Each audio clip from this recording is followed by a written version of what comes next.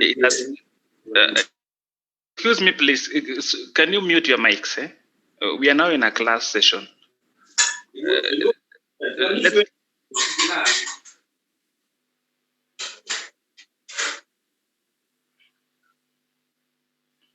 yeah. So,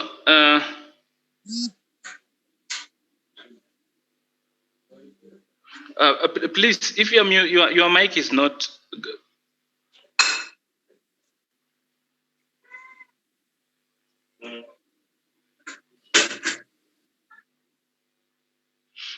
Okay. So, I think now it's imperative to begin. Our time is already gone. Last time, as I've mentioned, we had issues with the Zoom, but the ICT people have since rectified that. So I think we should not have any further issues with it. Yeah, it was something to do with license and all that, but they managed to sort it out. So at least we can progress. Last week we started on reports. Actually, it is the last thing on under functional communication. So far, we have looked at how to do formal letters, and we are the different typologies of formal letters. All you need to know is to respect the basic rules, formality in your language, respect particular remits or templates, like as with the case of formal letters, CVs also follow templates. I think what we discussed in class was just a working template. Remember that those CVs, even before I proceed on, I mentioned that part of functional communication section, skill area. I mentioned that, no, I'm not projecting anything, so you should not wait to see anything. Just listen to what I'm saying. That is the most important thing. So functional communication is supposed to make you autonomous, supposed to enroll students with certain skills, special skills, basically to enable you navigate the world around you. That world could be in school, that world could be outside school. Even beyond that, now that you are in the university, you know your family members are also looking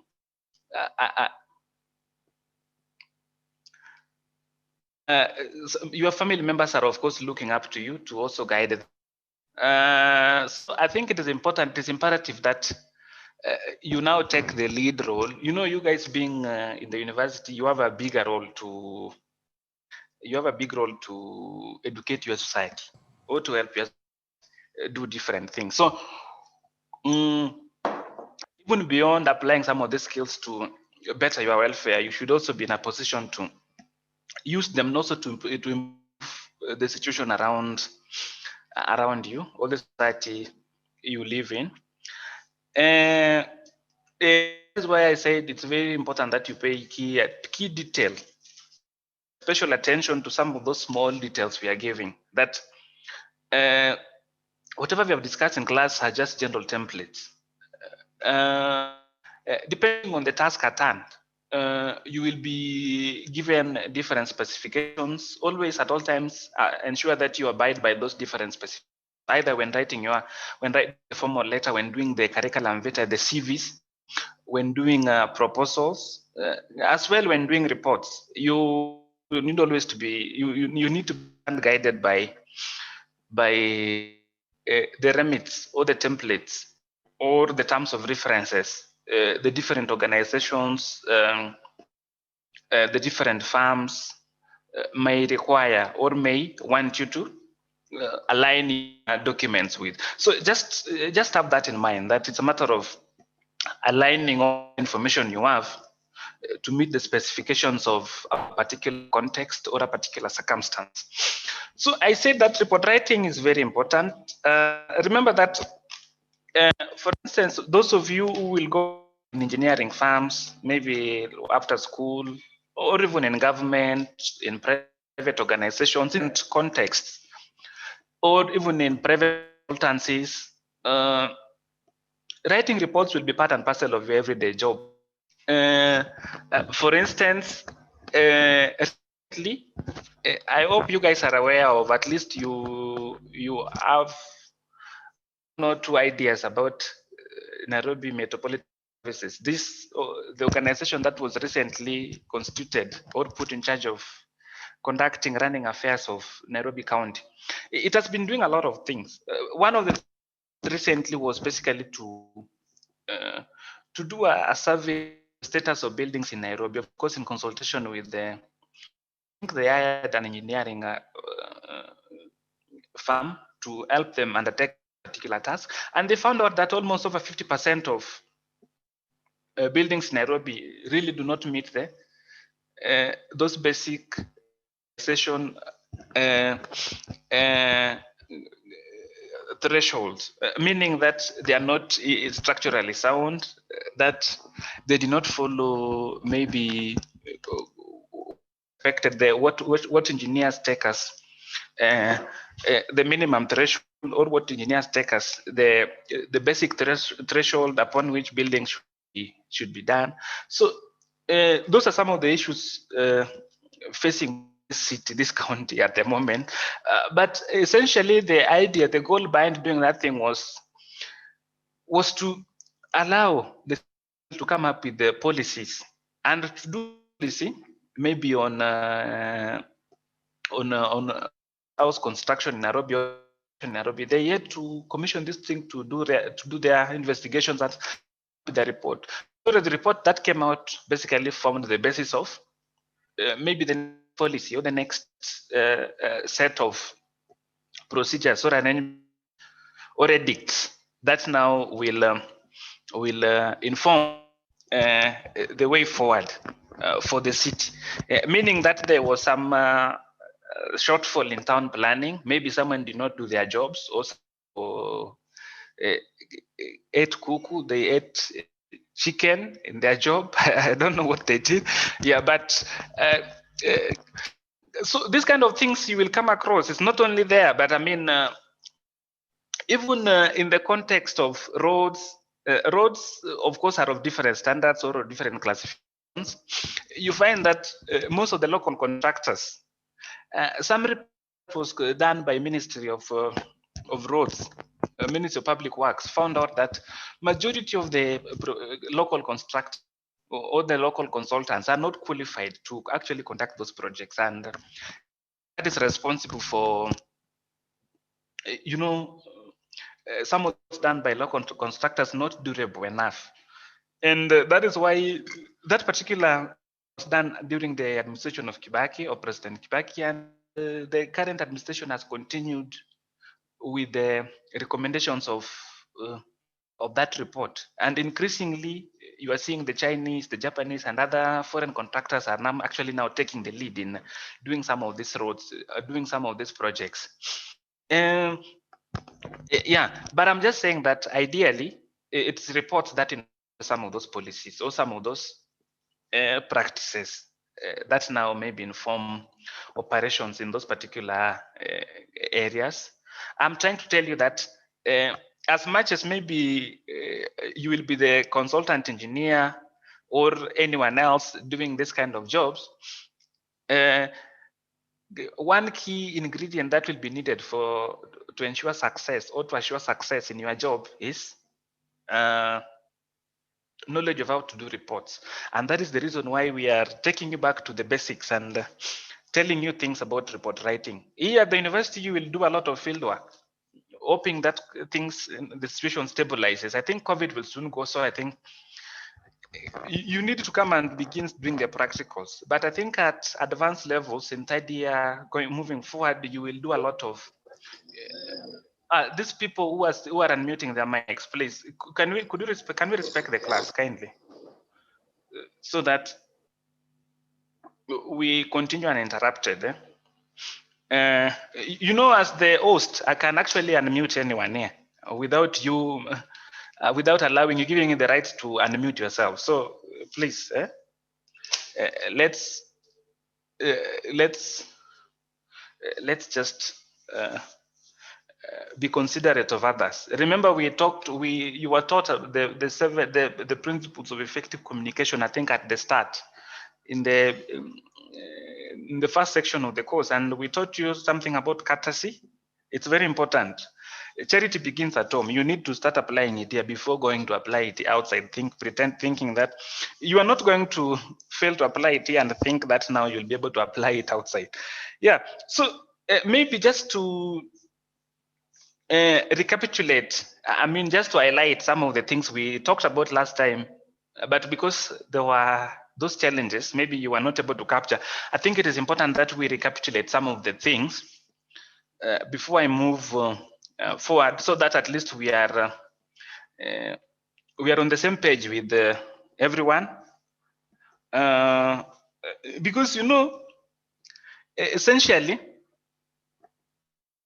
at the end of these sessions, we'll to an exam.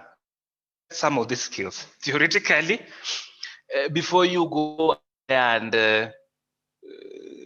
do apply some of the knowledge that we are some of the skills we are imparting practically. So we'll need to test some of these things theoretically, and it's that's why to some of the things I'm saying here, because sooner or later you will be wishing that you wish you knew. Don't wish you knew. Please just do the right things. I know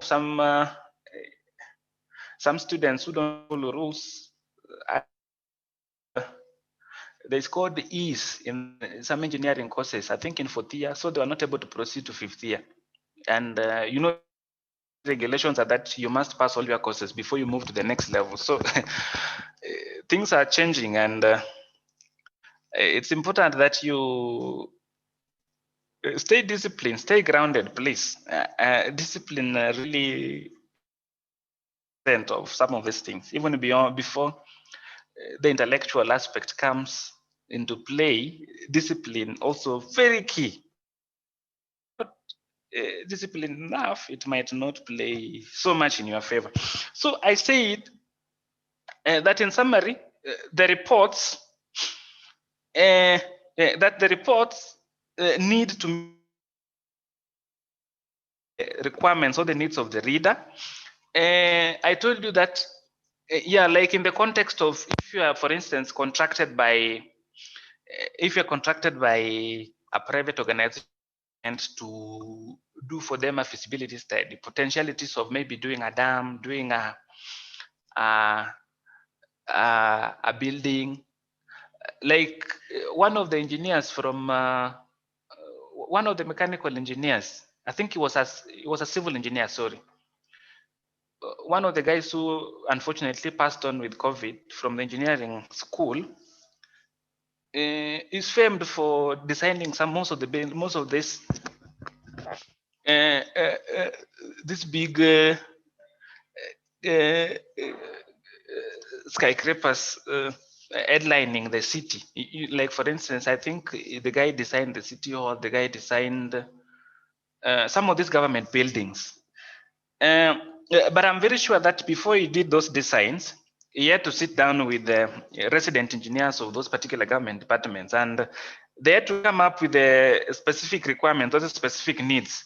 So the report basically needs to address those needs, because reports are supposed to give a brief overview of the plan of action in addressing a particular challenge. So the reports also should be very clear, meaning that you should avoid being ambiguous. Be very logical, structure-wise, be coherent, meaning that one part of the other part, that addresses the question of orderliness. There must be some chronology. One thing must lead to the other. Yeah, that way you will be addressing some of those things. And don't make assumptions about maybe your audience or their understanding of your audience. And grammatically, try to be grammatically, write pieces that makes grammatical sense.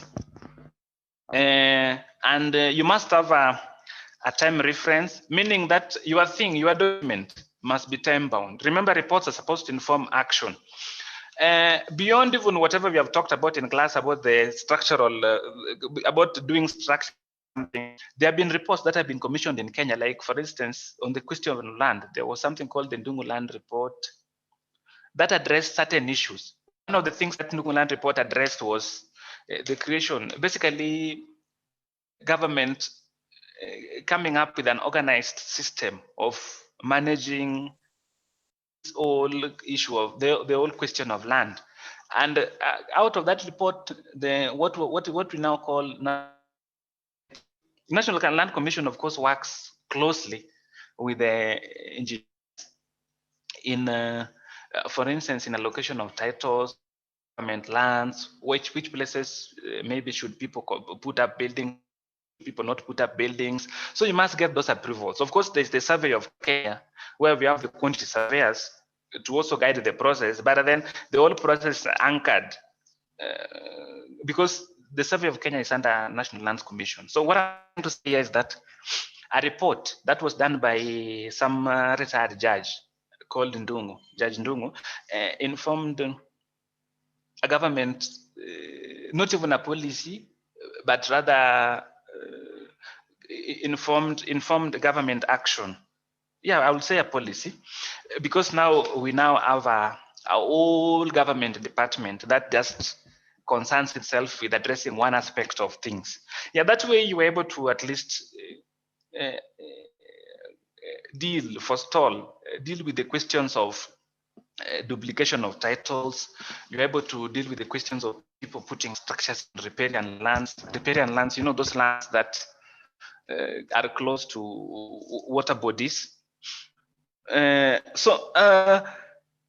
Increasingly, we are seeing a systematic way to addressing some of the developmental challenges. Yeah, like the question of managing your land is a very key issue. It's a very basic issue, yet very important, because you need to plan your cities, and part of planning the cities entails deciding which places should have what kind of stuff, which places are gazetted lands, which places are forest lands. I mean, all these things, so that you have some order. So I said that the types of reports that you write are determined by, for instance, needs of the audience. Remember that sometimes an agency, a government agency or a non-government agency, an international agency or a private agency can commission you as a consultant or a consulting engineer or your firm to conduct a feasibility study about a potential project, a potential dam project, a potential mining project. I mean, all those kind of things, different things. So that is one factor that normally determines which kind of reports to be written. So because it has to meet the specifications of the contracting agency. What is the purpose of the report? Is it a formal report? Is it a semi-formal report? So what are you addressing? What is the question you're addressing? So you need to know the kind of report you are dealing with. Is the report, for instance, medically oriented? If, for instance, we want to put up a structure to host a medical facility, you know, there are certain engineering specific components that must also integrate the medical aspect of reality. So you will also have someone even from the medical profession coming in, and then before, like when designing that kind of report, you need to have a bigger picture of how to address all the issues. How do you address the question of sewage? How do you treat it? Yeah, you know, the doctors will also come in and in informing some of those things. What kind of information is supposed to be communicated in a report? Yeah, that kind of information is also very important. Yeah, that of course also will determine the kind of structure of a report, the scope, also what the length of the report, how much the report should go. Should it be a short report? Should it be a long report? How do you address some of those concerns? Yeah. So what are the functions of a report? There are so many functions of a report. As I've mentioned before, some reports are normally meant to inform change, inform a public policy issue. For instance, a policy on riparian lands is something that can be of interest to government to address, or to particular organizations to address. So yeah, then you also need, sometimes some reports are meant for fact finding, basically to ascertain the potential of a particular project. Is it worth it? Is it not worth it? Is it going to be too costly to do that particular project? Maybe what can be done instead of a particular project to stand in? For instance, now the government is currently constructing a motorway from, I know some of you have never been to Nairobi, but in Nairobi there's a place called, or even if you've been in Nairobi, you've never been to the Jomo Kenyatta International Airport. So they are actually trying to put up an expressway all the way from the main airport, the Kenya's main airport, Jomo Kenyatta International Airport, to the Westlands area. The Westlands area is next to the University of Nairobi. So maybe when you report, you will be able to visit the Westlands area. Yeah, so before that particular road, before the project embarked or was started or commissioned, there was a proposal also to that is it, what should be done? Should they do a road, or maybe what should they perhaps do a light rail, maybe linking the two areas? Eventually, they went with doing a road. I don't know whether what is more financially sound, or in terms of city planning. I don't know. I know your opinions will be varied. Maybe what should have been done, but anyway, they went with a road. But before that road was done, there was a study that was done, that was conducted. Of course, there's a disagreement between architects, between the engineers who were involved in doing that particular research. Some people said that, oh, maybe that road was not worth it, but others said that okay, maybe doing that particular road. I don't know. It's those are things that well, doing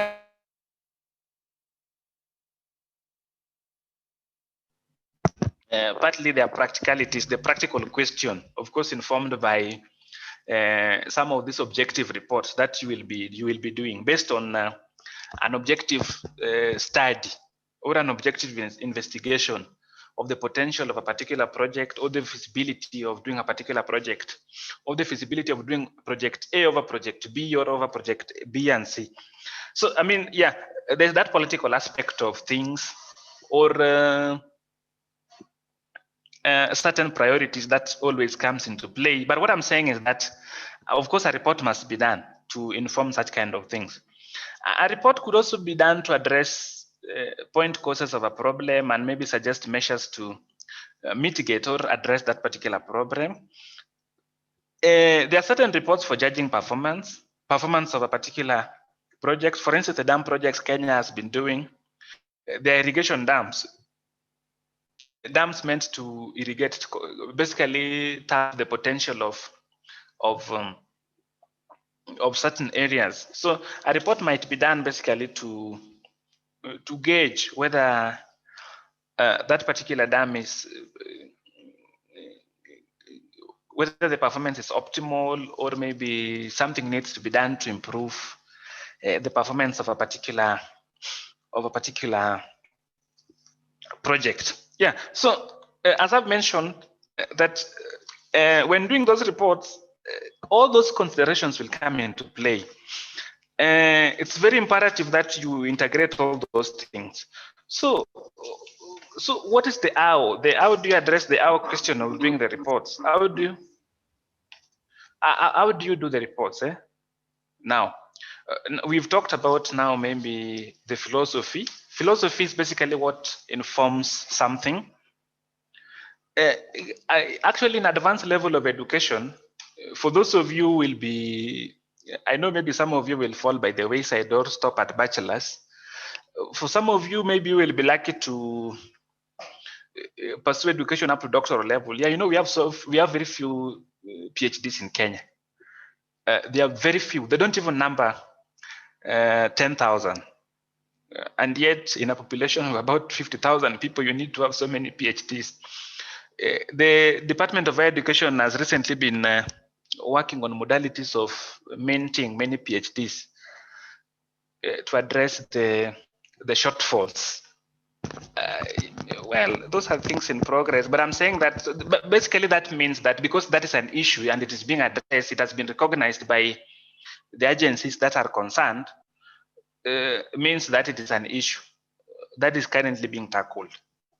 So I'm saying that for those of you who will be able to pursue the education up to doctor, when you will be asked what is the philosophical background, the philosophical rationale, the philosophical justification for writing a particular thing. So that is what we have just talked about. Of course, not in a more concise manner or in a much more in-depth manner that it will be expected of you at higher levels, but at least I've given it's the rough overview what we have done.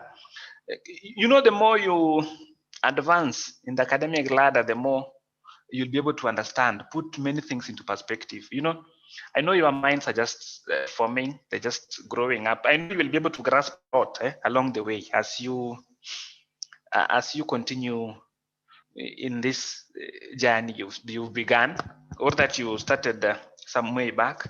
But it is now that you are beginning education proper. Actually, bachelor's level is the most important part of your academic journey. It's not even a PhD or master's. The kind of focus, the kind of concentration, the kind of discipline you will put in here is actually what will shape the next course of your life. For those of you maybe who will maybe rely on academics to advance other agendas in life, of course, not all of you will. Some animals are luckier than others. Not all animals are equal. Some are more equal than others. So I cannot make that presumption. But I'm saying that academic is one way, is one equalizer of the different circumstances of men. Of course, when I say different circumstances of men, I also mean women. I'm not chauvinistic. It's only that some of those quotes were done by philosophers during a period when women were nobodies. They were classified in the same category as children those days. Of course, there's been a lot of progress, advancements. Women now are leading in so many fronts, including, I saw some Nobel laureates. Women this year won so many Nobel Prizes. So it's really a beautiful thing.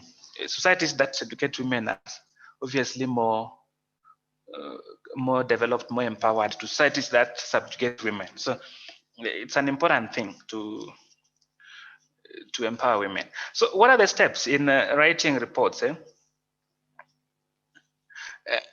So the same remit, the same drill I said when doing those are the functional writing skills. Of course, I mean when doing the proposals, when doing curriculum vitae and others. Whatever template we have here is basically just a guiding template. It is something basically to help you undertake this task. There are some things maybe I will mention that maybe might not be, you might not need or might not use when doing those when doing the real report, but by and large, that is what basically you will find when doing reports. So the first stage is planning. Plan.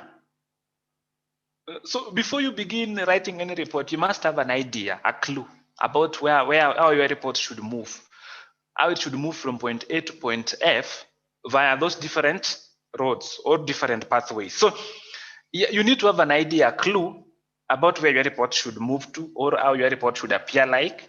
So that is normally what is encompassed in the planning phase. So before putting pen to paper or fingers to keyboard, it is important to plan your angle of execution. Like, what do you think, in your opinion, what kind of information sources will you need? Maybe your report hypothetically will be how many pages? How should your introduction look like? Maybe what should be contained in the body? What should be in the conclusion? What should be in the references? Maybe which kind of academic materials, not only academic materials, which reference materials? Remember we talked about how to conduct referencing in text, citations and what normally comes at the tail end of your writings. Those ones are not normally what we call the rules of the thumb. You will apply some of those skills everywhere you go. You will not escape it. So it is important that you begin learning how to, for instance, do referencing. Very important. You will not escape it anywhere. You are going to use it for this our course. You are going to use it for the other courses you'll be registered for, and now and henceforth. You are going to apply that skill when doing the different academic papers, the assignments, when writing your project. I mean, moving forward, you might now, that is the way of doing, that is normally what we call the academic way of doing things. You remember, you come to universities are normally called academies because, you know, there are centers of higher learning, higher education, advanced education. They're supposed to conduct or look at education from a different viewpoint. That was the intention of people like Plato, Aristotle, when they started the academies, the lyceums of those days. Ideally to be the thinking, the rational part of the society. So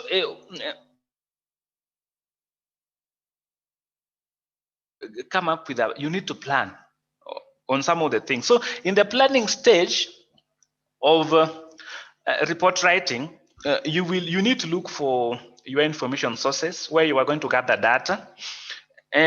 Remember that we talked about primary sources of information. We talked about secondary sources of information. So those ones come into play here also. And then we also talked about maybe what to consider on which information source should be used. Like we said, things like look for materials that are quite comprehensive on that particular subject you are looking at. For instance, if you're going to do a report on maybe roads or building a section of roads, you must look at the master documents, the master. You know, this country normally has the foundational documents. Those foundational documents have been written since the 1960s, actually even before 1960. Before the country got independence in 1963, we have been writing, they're consulting engineers, either that were contracted by World Bank, that were contracted by the government, that were contracted by the colonial government, that were contracted by now the indigenous government. Indigenous government is now the African government that took over from the colonial, from the Europeans.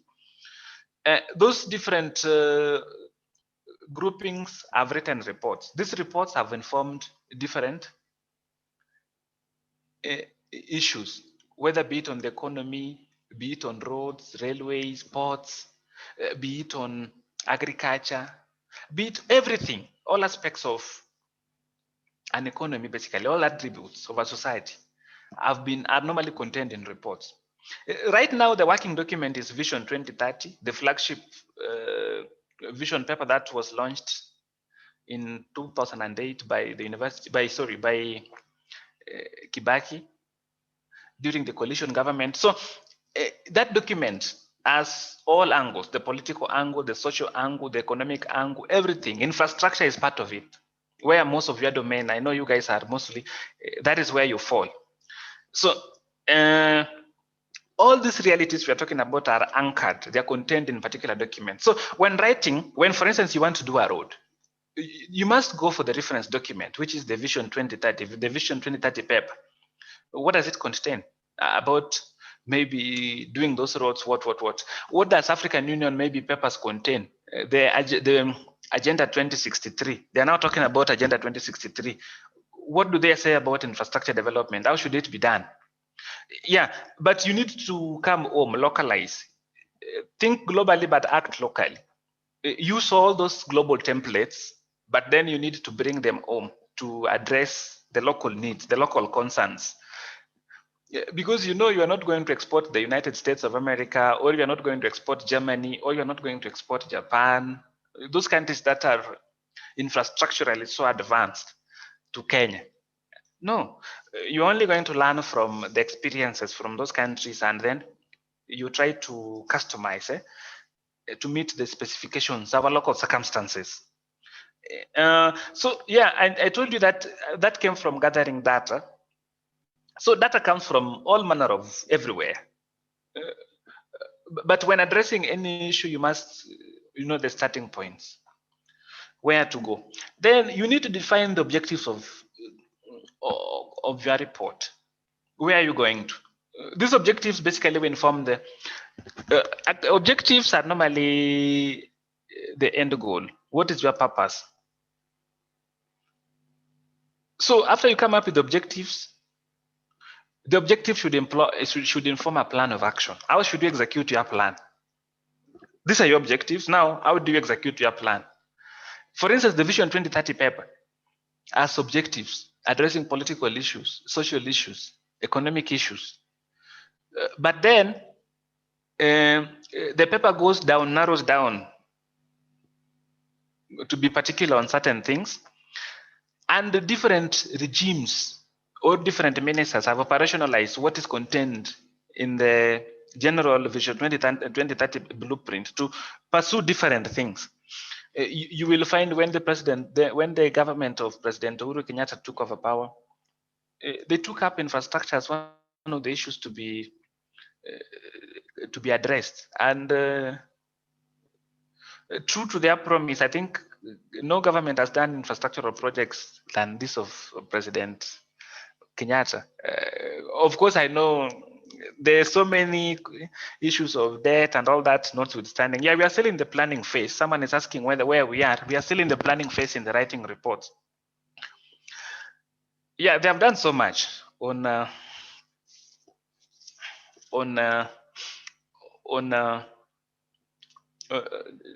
doing infrastructure. Yeah, so you need to define your objectives. The objectives are normally operationalized through these things I told you strategies. Then you need to have a brief outlay of maybe how your introduction should look like. Then after introduction, you need to have a body. Body is normally called the discussion. Or you are saying that Kibaki regime did more on infrastructure. No, Kibaki only did expanded, for instance, the road networks in Kenya to 63,000. The regime of Uhuru Kenyatta has expanded the infrastructure reach, for instance, the road networks to close to 160,000 today. Just go and look at the records. You can go online and check. What Kibaki did was basically to launch the template to work on, but the regime of Uhuru Kenyatta has done more. So go online and check. Those are public information. Version of, I know Kibaki did a lot, but he launched. This was the starting point. A lot has been done under Kibaki, under Kenyatta. So just go online and you will find what President Uhuru Kenyatta has done. So, and then after planning, now we have talked about planning. You need now to begin writing. At least when you know, once you know where you are going to, where you are starting, where you're coming from, and where you are headed to, you now need to do a rough draft. So you begin with doing a rough draft. That is after your plan. So if you don't plan, then you might not really put a very sound report. So you need first to plan, and that is why we spent quite a period in talking about the planning thing. Then come up with the rough draft after you put everything into context. After you come up with the rough draft of maybe what should be contained in your report, ensure that you reference your work properly. When writing the document, you need to reference it properly. There's something called in-text citation. I think I talked about this when we were doing at the start of, at some point when writing academic essays. You need to reference your documents. I said all the authors, you borrow their opinions or ideas, must be acknowledged, and you must use them inside the document in text, and then when finishing you need to put them also at the tail end under the reference section. Then after you do that, you need to review your work. Once you're done with the first draft, revise and refine your work. What is the essence of revising and refining your work? This will of course take care of the style, writing style. it will ensure that there's coherence, there's smooth flow of ideas from paragraph 1 to paragraph 2, like that, from one section of your report to the other section. Yeah, because I told you report is sectioned differently or appropriately. But that when you do that kind of review, you're able to come up with a pattern, what we call a transition in thought or in thinking will be very clear when you take care of some of those small details. Actually, in the review section, we normally say taking care of small details. The small details are very important. I know maybe you might dismiss, you might think that maybe coming up with an idea is much more important. No, you need to even move beyond having an idea to making your idea a reality. And you must do that through writing appropriately. So after doing that, you need now to proofread what to do from the start to finish. And that is why we talked about, for instance, getting an external eye, a third eye, a second eye to look at your document so that you know to correct you. The person will be able to look at things from your document from the person will be able to look at your document from a perspective, from a disinterested perspective. We normally call it disinterested, meaning that sometimes you might be motivated by personal biases, but then when you give it another eye, when you give it to another, to the second person to give it a look, the person will be able to give it some sort of an independent look, you know, something that is now beyond even outside what you are looking at. So it's normally important that you take your thing for review by a third person or a second person or a fourth person, like that. Then of course you also do review basically to ensure that the content is grammatically okay, the references are properly done, properly done, and that even taking care of the small details of the commas, the full stops, all those things are also all addressed. Then from review section, you move to now doing the final draft. So the final draft should be done professionally, should be very professional. Use the concept of case.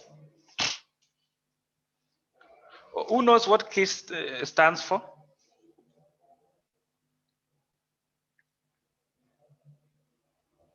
Yes? Who knows what case stands for? Yes?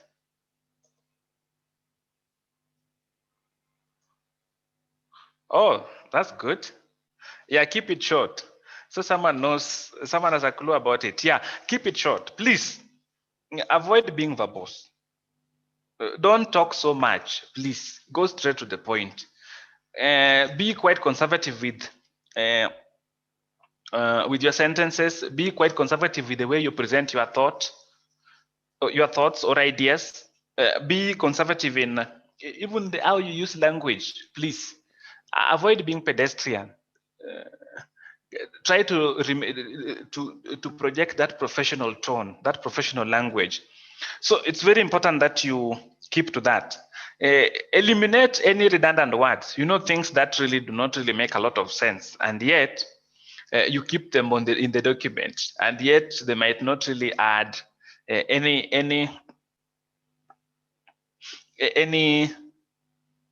no, it's keeping it short and sweet. Keeping it short and sweet. Yeah, the person talked about short, not short and simple, rather short and sweet. Yes,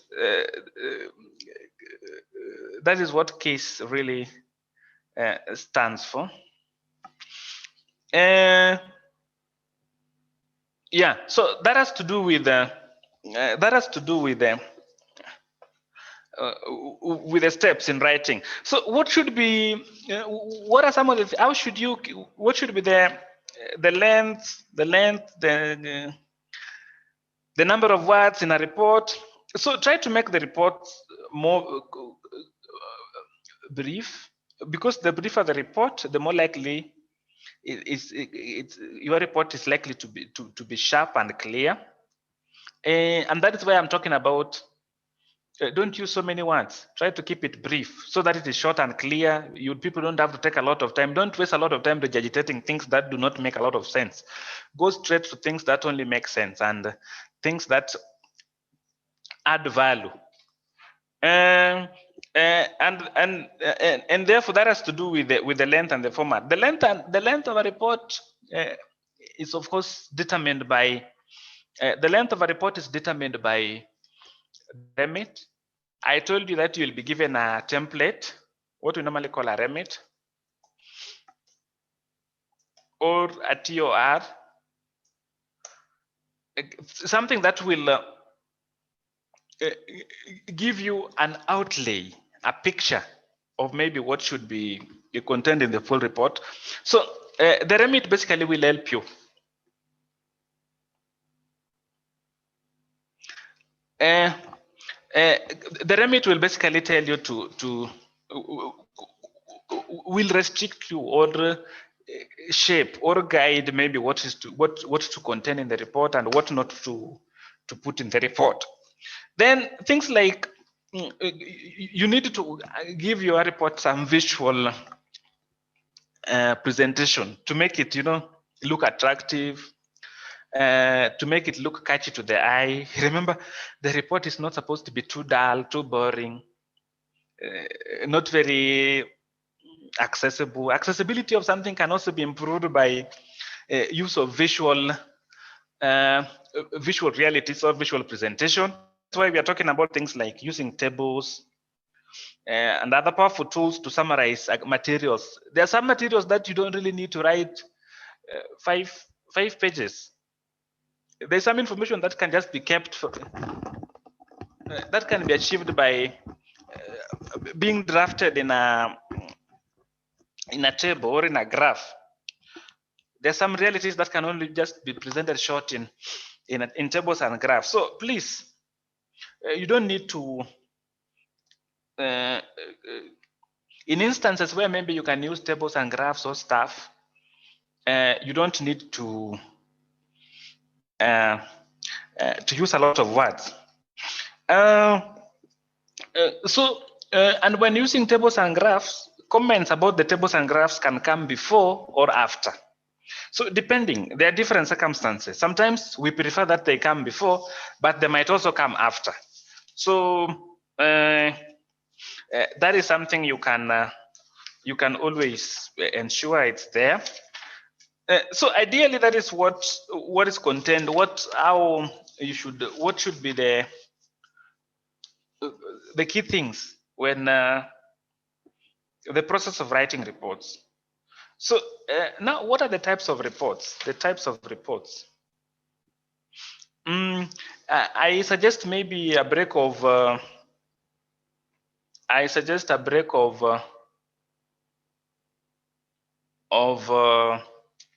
3 minutes. Will that be fair? Yes. Yes. Okay. Or 5 minutes. 5 minutes is fine. Yeah. Okay.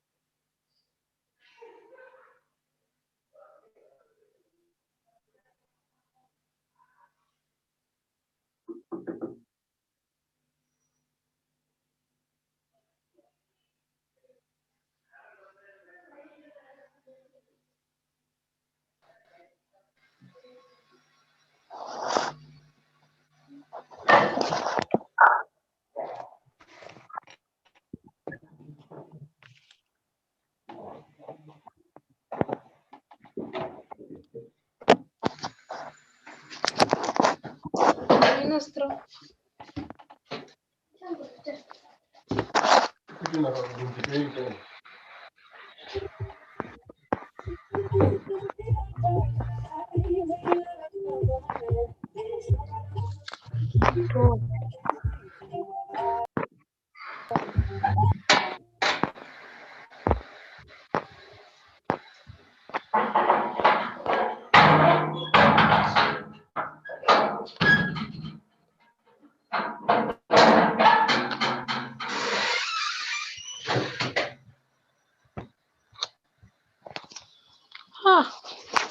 Tuna mwalimu. Angalau vile inakaa. Tuna mtu ana present. Like iko full.